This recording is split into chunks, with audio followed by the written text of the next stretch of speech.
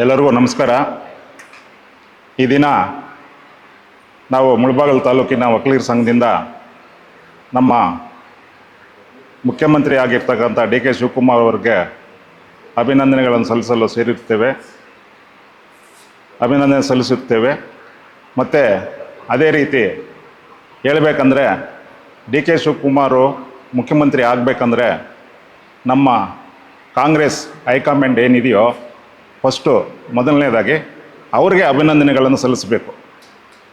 ಯಾಕೆ ಅಂತಂದರೆ D K Shivakumar ಆದಿಯ ಅಷ್ಟು ಸುಲಭವಾಗಿರಲಿಲ್ಲ. ತುಂಬ ಅಡಚಣೆಗಳಿತ್ತು. ಮಾತಾಗಿತ್ತು, ಇಲ್ಲ ಅಂತ ಹೇಳಲಿಲ್ಲ. ಎಲ್ಲರಿಗೂ ಗೊತ್ತು ಮಾತಾಗಿದೆ ಅಂತ ಹೇಳ್ಬಿಟ್ಟು.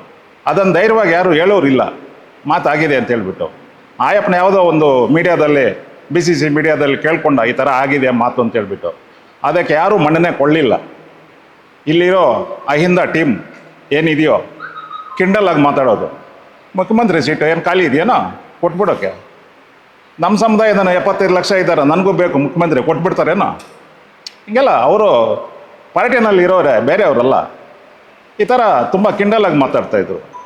ಅದಕ್ಕೆಲ್ಲ ತಾಳ್ಮೆಯಾಗಿ ಇದ್ದುಕೊಂಡೆ ಏನು ಮಾಡಬೇಕು ಏನಿದು ಅಂತ ಹೇಳ್ಬಿಟ್ಟು ಮಾಡ್ಕೊಂಡು ಹೋಗ್ತಾಯಿದ್ರು. ಇದೆ ಆ ಧೈರ್ಯ, ಆ ಸಹನೆ ಎಲ್ರಿಗೂ ಬರಲ್ಲ. ಸಾಮಾನ್ಯವಾಗಿ ಎಲ್ಲ ಸಹನೆ ಕಳ್ಕೊಂಡ್ಬಿಡ್ತಾರೆ. ಇಲ್ಲಾಂದರೆ ಏನಂದ್ರೆ ಮಾತಾಡ್ಬಿಡ್ತಾರೆ, ಅದು ಏನೇನೋ ಎಲ್ಲೆಲ್ಲೋ ಹೊಟ್ಟೋಗುತ್ತೆ.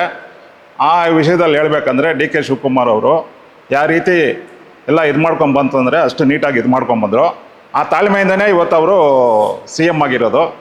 ಆದ್ದರಿಂದ ಅವರು ಇನ್ನೂ ಒಂದು ಒಳ್ಳೆಯ ಕೆಲಸಗಳು ಏನು ಮಾಡ್ತಾಯಿದ್ದಾರೆ ಅಂತಂದ್ರೆ ಇವಾಗ ಆಲ್ರೆಡಿ ನಮ್ಮ ಸಮಾಜದಲ್ಲಿ ತುಂಬ ಜನ ಆಗಿದ್ದಾರೆ. ಯಾರು 5 ವರ್ಷ ಮಾಡಲಿಲ್ಲ.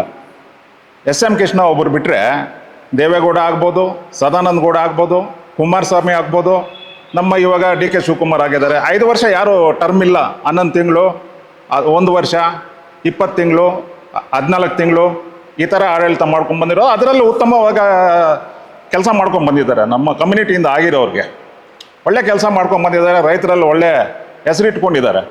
ಅದೇ ರೀತಿಯೂ ಡಿ ಕೆ ಶಿವಕುಮಾರ್ ಅವರು ಅದೇ ರೀತಿಯಲ್ಲಿ ಅದೇ ಹಾದಿನಲ್ಲಿ ರೈತರಿಗೆ ಒಳ್ಳೆ ಅನುಕೂಲ ಮಾಡಬೇಕು.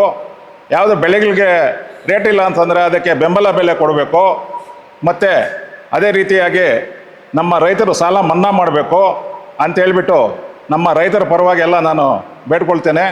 ಮತ್ತು ಅದೇ ರೀತಿ ನಮ್ಮ ಡಿ ಕೆ ಶಿವಕುಮಾರ್ ಅವರು ಈಸಿಯಾಗಿ ಬಂದಿಲ್ಲ.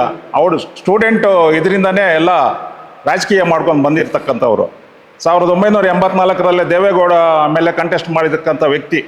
ಅವಾಗ ಕೇವಲ 23 ವರ್ಷ ಇರ್ಬೋದು ಈ ಅಪ್ಪನಿಗೆ, ಡಿ ಕೆ ಶಿವಕುಮಾರ್ಗೆ. ಆದರೂ ಸೋತ್ರನ್ನ ಅವ್ರೇನು ಎದೆ ಕುಂದಲಿಲ್ಲ. ಮತ್ತು 89ರಲ್ಲಿ ಗೆದ್ದರು. ಅಲ್ಲಿಂದ ಈಚೆಗೆ ಅವರು ಹಿಂದಿರುಗಿ ನೋಡಲೇ ಇಲ್ಲ. ಯಾವುದೋ ಒಂದು ಪದವಿನಲ್ಲಿ ರಾಜಕೀಯ ಮಾಡ್ಕೊಂಡು ಬರ್ತಾಯಿದ್ದಾನೆ.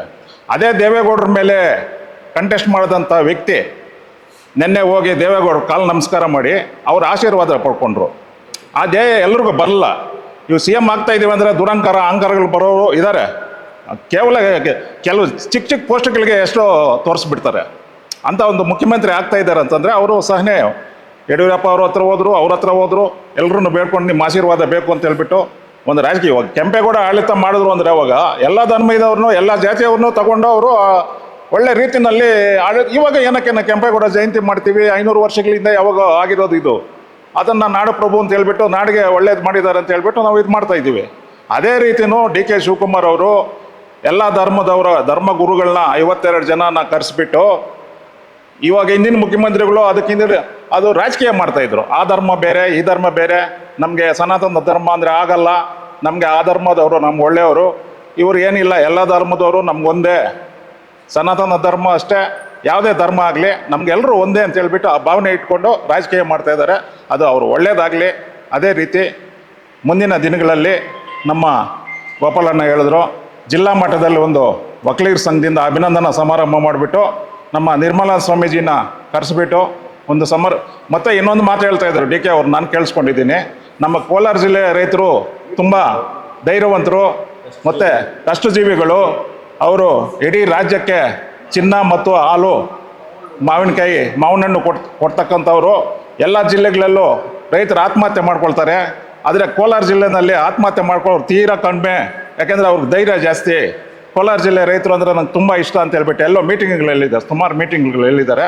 ಆದ್ದರಿಂದ ಅವರು ಒಳ್ಳೆ ಉತ್ತಮ ಆಡಳಿತ ಮಾಡಿಕೊಂಡು ಬರಲಿ, ಅವ್ರಿಗೆ ದೇವರ ಆಶೀರ್ವಾದ ಮಾಡಲಿ ಅಂತ ಹೇಳ್ಬಿಟ್ಟು ನಮ್ಮ ಎಲ್ಲರ ಮುಳಬಾಗಿಲು ತಾಲೂಕಿನಾದ್ಯಂತ ಎಲ್ಲರ ಪರವಾಗಿ ನಾನು ಅಭಿನಂದನೆಗಳನ್ನು ಸಲ್ಲಿಸ್ತೇನೆ.